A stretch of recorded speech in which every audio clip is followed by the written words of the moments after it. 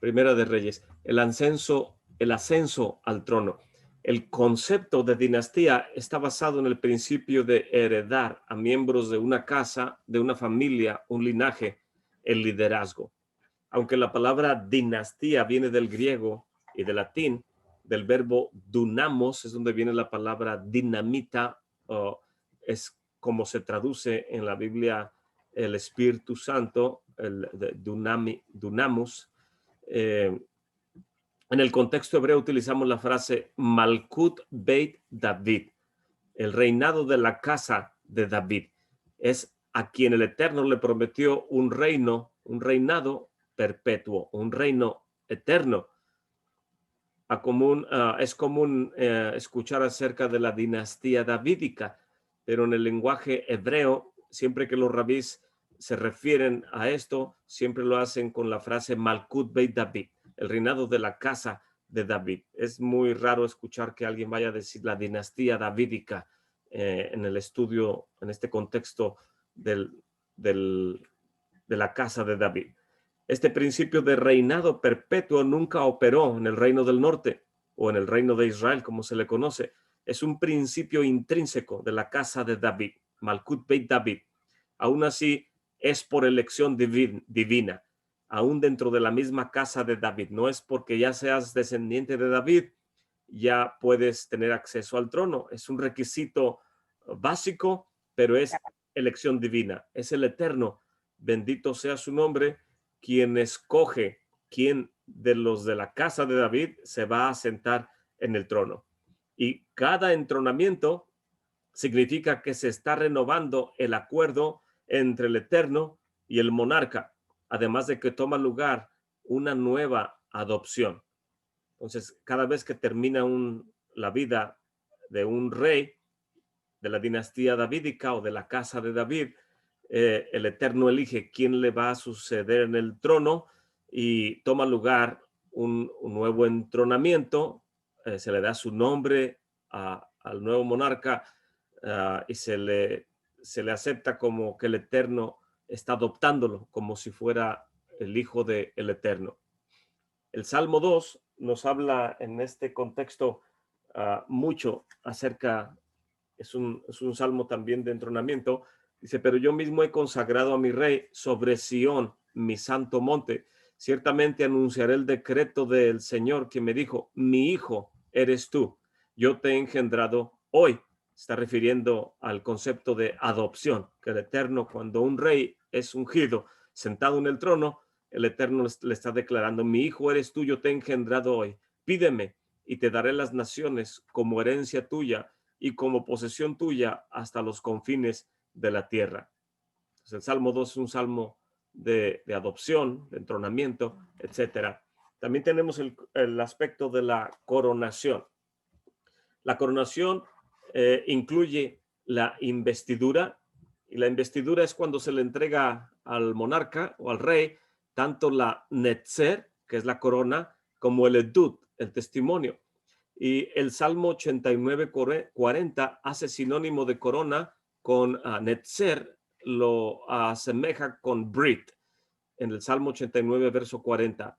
Y Brit es a la vez sinónimo de Edut, que es el testimonio, como la tienda del testimonio, el Ohel Moed, es el Mishkan, el área santificada del tabernáculo, se le llamaba la tienda del testimonio, el Ohel Moed, el Edut. Entonces es sinónimo de edut, corona y pacto, tienen una misma connotación. Y la investidura es cuando se le entrega la corona, literalmente, sobre la cabeza. No solamente se le derrama el aceite, dice Rashi, en forma circular sobre la cabeza, como si fuera una corona. No solamente el aceite se aplica de esa manera, sino que también se le pone su corona al rey y se le entrega el edut. Recordamos que cuando aquel Amalecita encontró al rey Shaol moribundo y le lleva la noticia al rey David y le entrega el edut. El edut eran unos brazaletes y la corona que le pertenecían al rey, y es lo que le lleva de regreso este Amalecita al rey David. para dejarle saber que había muerto el rey Shaol. Y entonces él traía el netzer y el edut, los brazaletes. Esto representa quien porta la corona y los brazaletes es el rey, es la investidura. Entonces, en este caso, al rey Salomón se le está poniendo la corona, se le está ungiendo, se le está dando el testimonio o el edut, la unción. Este rito es propio de la coronación. El monarca es establecido en el trono y ungido, ya sea por un profeta o un Kohen Gadol, y la unción es sinónimo del hecho de que el Ruach ahora posa sobre el rey y ahora comparte de la santidad del Eterno, razón por la cual David nunca osó levantar un dedo en contra del ungido del Eterno, que era el rey Shaol. Después viene la aclamación. La aclamación es, después de haberlo ungido, el nuevo soberano es aclamado. Se suena el shofar con grande alegría y con aplauso. El pueblo exclama, ¡viva el rey! Y ahora la gente ha aceptado que el rey es instaurado de parte del Eterno, bendito sea su nombre. Entonces la aclamación es el regocijo, la algarabía, toda la, la fiesta que está haciendo el pueblo junto con la casa del rey, porque se ha instituido un monarca de parte del Eterno para el pueblo de Israel. Inciso D, el entronamiento. Después de que se aclama y de toda esta alegría y toda esta algarabía, el estruendo que dijo Joab, ¿qué es ese sonido que se escucha? Solamente de todos los que estaban ahí, ya es el final. El rey David muere, solo vive 70 años y aquí vemos que ya está a punto de morir.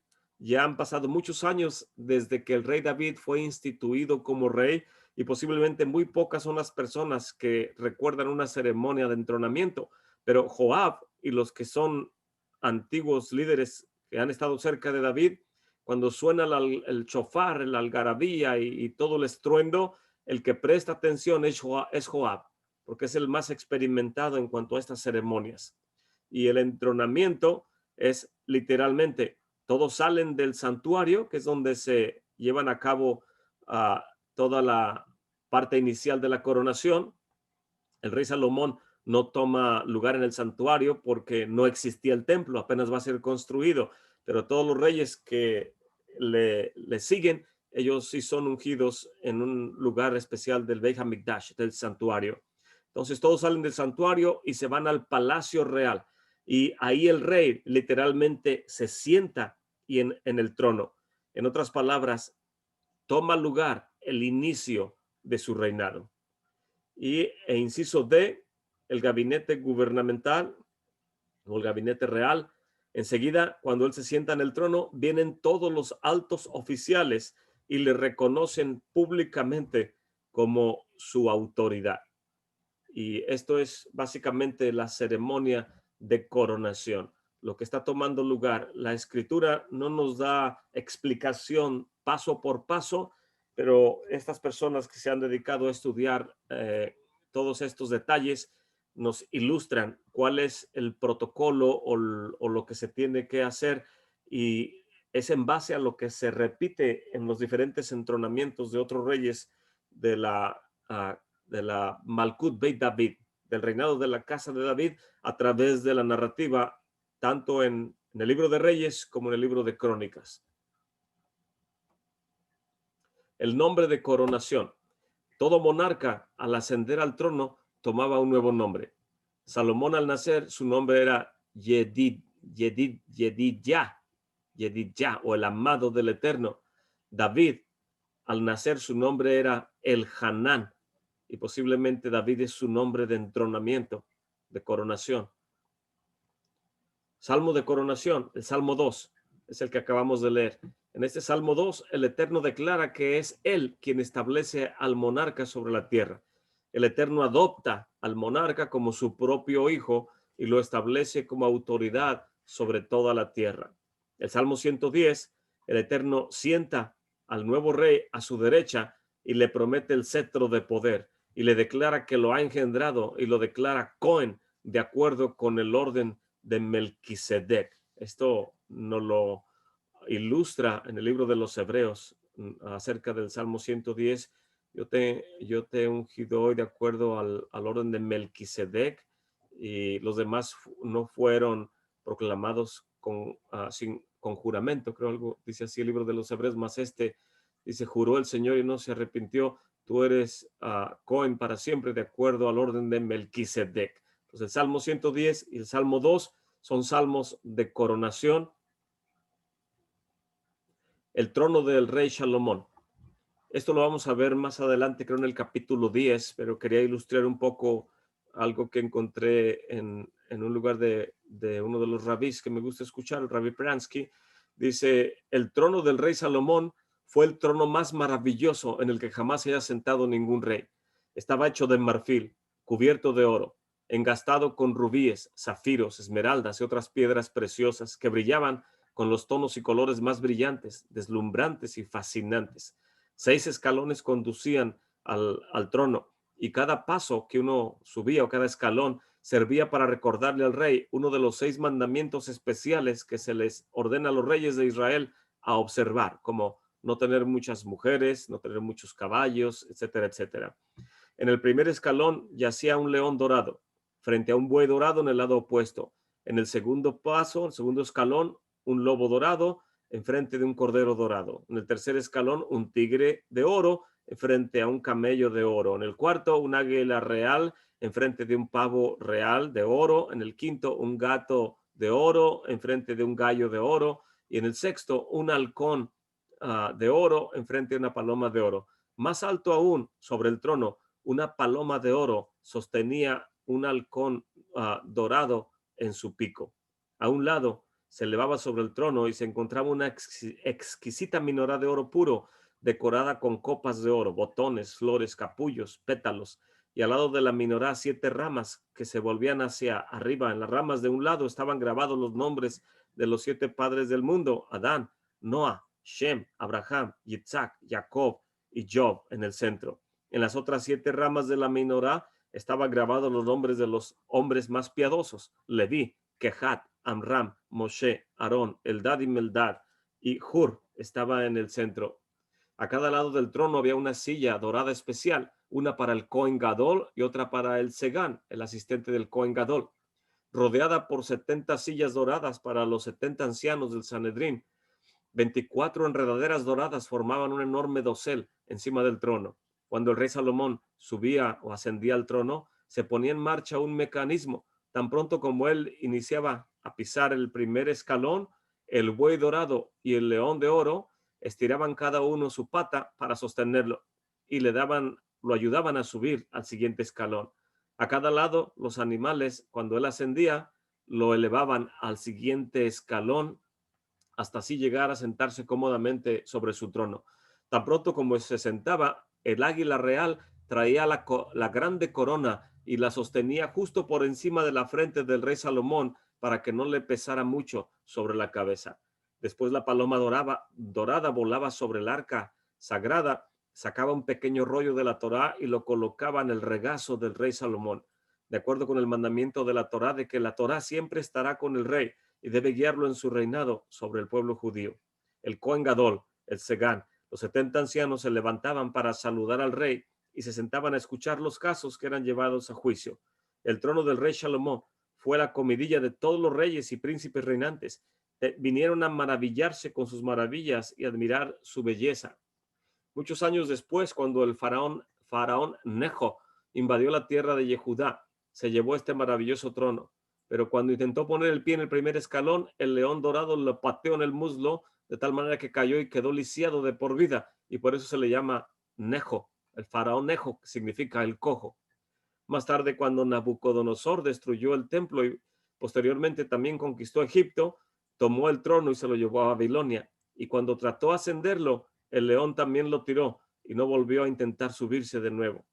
Más tarde, el rey Darío de Persia conquistó Babilonia, se llevó el trono con él a Media. Y después, cuando Ahasverosh intentó ascender el trono, también recibió una patada en sus piernas y cayó. Lo tumbaron los golpes de estos animales o el mecanismo. Ahasverosh no intentó sentarse de nuevo. En cambio, envió buscar a un equipo de grandes ingenieros egipcios y les ordenó que le construyeran un trono similar al del rey Salomón. Aquí vemos la narrativa de los sabios de Israel en la ley oral, de cómo ellos creen que era el trono y cómo el rey Salomón veía los casos que le eran llevados. Los sabios de Israel nos dicen que solamente 3 reyes en la historia reinaron, y se le dice en hebreo, Malku Mekipa, que rodearon, que reinaron sobre todo el domo, o refiriéndose a la esfera de la forma de la tierra, o sea, en todo el mundo. Es una manera de decir que reinaron sobre todo el mundo conocido de su tiempo. Y estos 3 reyes que reinaron sobre todo el mundo, de acuerdo a la Gemara en el tratado Megilá, el número 1, Ahashverosh, del cual acabamos de leer aquí, en tiempos de la reina Esther. El rey Nabucodonosor de Babilonia también reinó sobre todo el mundo en su tiempo. Y número 3, el rey Ahab, que es del reino del norte. Y podemos ver que estos 3 son no precisamente conocidos por su justicia, sino al contrario, más bien son tipos de anti-Mesías, son en contra o lo contrario del rey de la casa de David. Y el mismo Mesías nos dice, no temas a quienes pueden matar el cuerpo.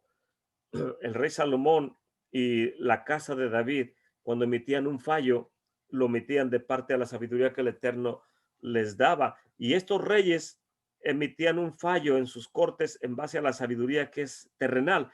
Mas cuando el rey se sienta en su trono en Israel, se espera que ejerza justicia como nuestro Padre que está en el cielo. Es como una extensión de nuestro Padre. Por eso el rey David decía, jamás pueda yo intentar levantar mi dedo contra el ungido del Eterno, porque la Shekinah, el Ruach HaKodesh, reposa sobre el rey. Y en ese sentido no debemos temer a quienes pueden matar el cuerpo, sino tenemos que temer a aquel que puede hacer más allá de esto. ¿Y a qué me refiero con esto? A que los sabios nos dicen que el rey Salomón, pregunta la Gemara, ¿y por qué se dice que estos 3 fueron grandes? Porque reinaron sobre todo el mundo. ¿Y qué hay del rey Salomón? Y la Gemara nos dice en el tratado Megila, el rey Salomón no cabe en esta categoría. Él es superior a cualquier rey en esta tierra, porque el rey Salomón fue grande sobre este mundo y también sobre el mundo espiritual. Aún conocía los espíritus y gobernaba sobre el mundo espiritual. El Rambam nos narra que cuando el Mesías venga va a ser mayor que Salomón en cuanto a sabiduría. Y el mismo Mesías nos lo dice lo estaba buscando hace rato en uno de los versículos. Dice él en el libro de Mateo capítulo 12, dice, mas yo les digo que toda palabra ociosa que hablen los hombres de ella darán cuenta en el día del juicio, porque por tus palabras serás justificado y por tus palabras serás condenado. Y entonces algunos le respondieron de los escribas y de los fariseos diciendo, Moré, maestro, deseamos ver de ti una señal. Y él respondió, la generación mala y adúltera demanda una señal, mas señal no le será dada, sino la señal de Jonás el profeta. Porque como estuvo Jonás en el vientre del grande pez 3 días y 3 noches, así estará el Hijo del Hombre en el corazón de la tierra 3 días y 3 noches. Los hombres de Nínive se levantarán en el juicio contra esta generación y la condenarán, porque ellos se arrepintieron en la predicación de Jonás. Y aquí hay alguien mayor que Jonás en este lugar. Y luego enseguida viene, verso 42. La reina del austro se levantará en el juicio en contra de esta generación y la condenará, porque vino de los confines de la tierra para oír la sabiduría, la Hakmah de Salomón Hamelech. Y aquí alguien más grande que Salomón en este lugar. Entonces el mismo Mesías, Yeshua, nos está diciendo que él es superior a Salomón. Y eso no es ajeno a la mente judía, porque desde tiempos de Salomón, cuando tomó el trono, la gente ya sabía la calidad de sabiduría que el Eterno había impartido al rey Salomón. Y la gente sabía que cuando viniera el Mesías, como el Rambam nos lo dice, El Rambam seguramente no leyó el Nuevo Testamento, porque ellos no estudian el Nuevo Testamento, pero él mismo te está testificando, cuando venga el Mesías, será mayor en sabiduría en lo que respecta al rey Salomón. Y de eso nos da testimonio, en este caso, los evangelios, en todas las acciones que el Mesías vino a hacer cuando estuvo aquí en la tierra. Entonces, ahora vamos a ir a la lectura de Apocalipsis, capítulo 4. Perdón.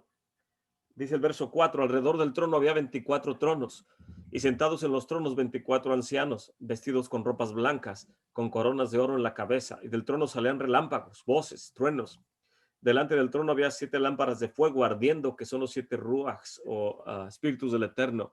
Delante del trono había como un mar transparente, semejante al cristal, y en medio del trono y alrededor del trono 4, los hayot, se lo traducen como seres vivientes, o los vivientes, llenos de ojos por delante y por detrás. El primer ser viviente, o el Rishon Hayot, era semejante a un león, el segundo a un buey, el tercero como a un hombre, el cuarto a un águila, y los 4 Hayot, cada uno de ellos con 6 alas, estaban llenos de ojos alrededor por dentro, y de día y de noche no cesaban de decir, Kadosh, Kadosh, Kadosh, Adonai Tsebaot, Melahol Kaaretz Kevodos, lo que le llamamos la Kedusha. Esto no dejaban de decir de día y de noche. Capítulo 5.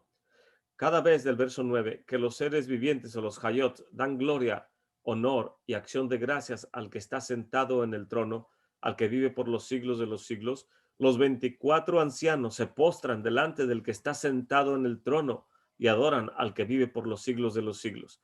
Y echan sus coronas delante del trono, diciendo, digno eres, Señor, Elohim nuestro, de recibir la gloria y el honor y el poder, porque tú creaste todas las cosas, por tu voluntad existen y fueron creadas. Perdón. Sí. Me adelanté un poco. Voy a leer del verso 1. Y vi en la mano derecha del que estaba sentado en el trono un sefer escrito por dentro y por fuera, sellado con 7 sellos. Y vi a un ángel poderoso que pregonaba a grande voz, ¿quién es digno de abrir el libro y de desatar sus sellos? Y nadie ni en el cielo, ni en la tierra, ni debajo de la tierra podía abrir el libro, ni mirar su contenido. Y yo lloraba mucho, porque nadie había sido hallado digno de abrir el libro, ni de mirar su contenido. Entonces uno de los ancianos me dijo, no llores, mira, el león de la tribu de Judá, la raíz Semach David, la raíz de David, ha vencido para abrir el libro y sus 7 sellos. Miré y vi entre el trono con los 4 Hayot y con los Senekim, los ancianos, a un Ebed, es traducido como un cordero, pero muchos creen que se refiere al siervo del Eterno, a un siervo de pie, como inmolado, que tenía 7 cuernos, 7 ojos, que son los 7 espíritus del Eterno enviados por toda la tierra. Y vino y tomó el libro de la mano derecha del que estaba sentado en el trono. Y cuando tomó el libro, los 4 Hayot y los 24 ancianos se postraron delante del Cordero. Cada uno tenía un arpa, copas de oro llenas de ketoret, que son las oraciones de los tzadikim, y cantaban un nuevo cántico, Shir Hadashah, diciendo, digno eres de tomar el libro, de abrir sus sellos, porque tú fuiste inmolado y con tu sangre compraste para con el Eterno a gente de toda tribu, lengua, pueblo y nación, y los has hecho un reino de Kohanim para con nuestro Elohim, y reinarán sobre la tierra. Eso dice el verso 10. Y reinaremos sobre la tierra. Y miré y oí la voz de muchos ángeles alrededor del trono y de los animales y de los ancianos y la multitud, que eran millones de millones. O sea, es una grande algarabía, un grande estruendo. Se está reconociendo quién es digno de sentarse en el trono de la autoridad, a quien el Eterno está eligiendo para que tome la autoridad. Que decían en alta voz, el Eved o el cordero o el siervo que fue inmolado es digno de tomar el poder, la riqueza, la sabiduría, la fortaleza, la honra, la gloria y la alabanza. Y oía toda criatura que está en el cielo y sobre la tierra y debajo de la tierra y que está en el mar y todas las cosas que en ellos están, diciendo, al que está sentado en el trono y al Cordero, sea la verajá, la honra, la bendición, la honra, la gloria, el poder por siempre jamás. Y los cuatro Hayot decían, amén. Se están afirmando, es verdad. Y los 24 Tsecanim, ancianos, cayeron sobre sus rostros y adoraron al que vive para siempre. Exactamente lo mismo que está sucediendo en el entronamiento del rey Salomón está tomando lugar aquí en el capítulo 4, el capítulo 5 del libro de Apocalipsis. Y es increíble cómo podemos aprender porque la misma escritura se interpreta a sí misma. Y este libro de Roland de Bock trae muchas ilustraciones o ejemplos acerca de, en los temas que les leí yo, acerca del entronamiento y voy a leerlo aquí un poco. El entronamiento, el edut, el testimonio, la coronación, los ritos de coronación y todos estos puntos nos habla acerca de aspectos similares que toman lugar en otras culturas o en otras naciones. Y a mí en lo particular no me ilustra el aprender de esas, esos paralelismos que nos enseña la historia acerca de los entronamientos o los ritos o protocolos de entronamiento de otras naciones. De hecho, procuro no leerlo, no involucrarme en eso, porque he aprendido algo, que la Torá, quien ama la Torá le revela sus secretos. Y lo digo en tanto aspecto irónico como literal a la vez, porque muchas veces las herramientas que tenemos a nuestro alrededor, si no sabemos usarlas, nos sobrepasan. Y muchas veces queremos utilizar estos conceptos de otras culturas o la historia secular o la teología, etcétera, para tratar de visualizar o entender un punto en la Torá o en el Tanaj, cosa que no es malo, es bueno que sea una herramienta de ayuda, pero cuando creemos que por esa ayuda que tenemos o esa herramienta, vamos a tener una visión perfecta de lo que la escritura nos está dando, estamos errando el blanco, porque no podemos entender la perfección del mensaje en la Torá y en el Brit Hadashah y en el Tanaj si no es que la misma Torá nos lo revela. Y esas herramientas podemos utilizarlas para que nos traten de apoyar, pero no tomarlas como la meta final. Es lo que trato de decir, que nos pueden desviar o nos pueden crear muletillas para hacernos creer que ya llegamos a la final, a nuestro destino final del aprendizaje, cuando apenas tal vez estamos iniciando, poniendo un pie en el aprendizaje. Y lo que los sabios nos narran, las ilustraciones, la exageración en cuanto al trono, el mecanismo o la narrativa, etcétera, que los sabios nos enseñan, es con el propósito de hacernos ver un punto. Y se me hace muy importante todo esto en el sentido de que cómo interpretar el libro de Apocalipsis sin estudiar los entronamientos que vienen en el libro de Reyes, así como en el libro de Crónicas. Y un punto muy importante, el capítulo 5 del libro de Apocalipsis es básicamente una ceremonia de entronamiento. Entonces, si el Mesías está siendo entronado en un santuario, como normalmente se hacía con los reyes de Judá, el Mesías es reconocido como soberano en toda la creación y el Padre está avalando lo que se está haciendo ahí, se le está dando toda autoridad a aquel que es digno de tomar el libro y desatar los sellos porque fue inmolado, etcétera, etcétera, y a él es entregado el reino durante el milenio para que al final él pueda entregarle al Padre el reino nuevamente y el Padre sea sobre todo y por todo. Y digo esto porque hay muchas preguntas que tenemos que responder. Por ejemplo, ya sabemos, de acuerdo a la narrativa, que el Mesías está siendo entronado en el santuario celestial y está un escenario semejante a cómo es entronado un rey de la casa de David. Y la pregunta es, ¿la quejilá está allí o no está allí? Si la respuesta es sí, la esposa está con el Mesías cuando él está siendo entronado, la pregunta es ¿cómo llegó ahí la esposa? ¿En qué tiempo del milenio sucede? ¿Al principio, al intermedio o al final? Son preguntas que tenemos que responder. ¿Existe un recogimiento de los creyentes para estar en el entronamiento del Mesías o no existe? Si no me dejo engañar por la doctrina del rapto, que es formada por la teología, tampoco debo dejar que eso me desvíe de entender cómo toman lugar los hechos o la narrativa apocalíptica en la escritura. Y si no, tengo que, en otras palabras, tenemos que estudiar todo esto para poder obtener respuestas e ir ubicando las unidades de información en su lugar que les corresponde y de esa manera poder tener el testimonio, el edut de lo que se nos da en el mensaje y poder establecer un fundamento. De otra manera, si lo que tengo ideas es solamente y no tengo testigos, en este caso en la escritura, no, mi palabra no es tenida como veraz. Entonces es muy importante aprender todo esto. No sé ustedes qué opinen, qué comentario tengan al respecto.